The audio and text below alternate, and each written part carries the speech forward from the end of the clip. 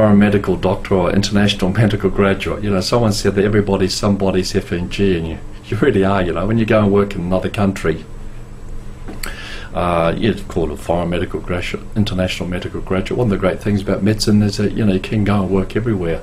You know, human body's basically the same, but there are licensing procedures to follow.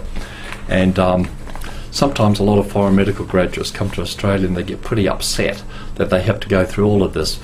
Well, you know, I can be sympathetic, but, you know, all of us have lived and worked here. You know, we've done years and years of training, years and years of exams, and really, they do have to work through the process. That's pretty important. Just like if I went somewhere else, I have to work through their process. It's important that you have some respect for the laws and regulations of the country where you're going to, and follow well, you can call it follow due process. Now, sometimes we have this problem in Australia, actually, where trauma surgeons come out here and they try to reschedule or remarket themselves or repackage themselves as an orthopaedic surgeon. You know, trauma's a bit of a funny thing. We don't really have trauma surgeons here, but they do in Europe. Now, in this area, you know, if you're a heart surgeon, you do trauma, that means injury, and elective, that means worn out heart. If you're a general surgeon, you do trauma, you know, ruptured spleen, or elective, tumours and that sort of thing. If you're orthopaedic, you do trauma, that is injuries and worn out parts, you know, hips and knees.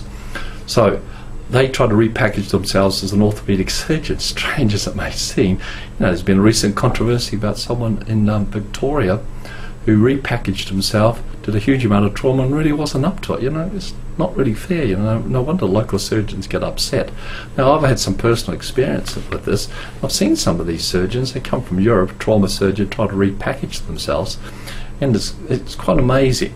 You know, first of all, you can tell that they're bluffing it a lot at meetings, and that they're trying to make up they really know something about the area, subspecialty area, that they really don't. The second thing they do is they try to be arrogant and pretty rude to you and everything, especially if you ask any questions. Third thing, they usually got pretty secretive behaviour. You know, they don't want to discuss cases too much. And the fourth thing is, you know, they go away on weekend courses during what I call de facto training. They do weekend courses, shoulder surgery, ankle surgery, come back the next week trying to bluff they've actually been trained in that area. So they're always racing off to do training courses on weekends, and they're also busy trying to train off the internet by looking at the various companies, say like Stryker, and go through all this surgical technique sites. And the last thing I've really noticed about them is they do MRIs on everything. You know, they can't work out what's wrong with a shoulder or a hip or a knee by examination, history and examination, because they haven't actually done any training in it. And so they decide to do an MRI, something abnormal, fix it up, then they can look at what to do. So abnormal and exaggerated use of MRI. So there you have it. You know, some doctors try to bluff it, make out they've been trained at something, rework the CV. But you know what?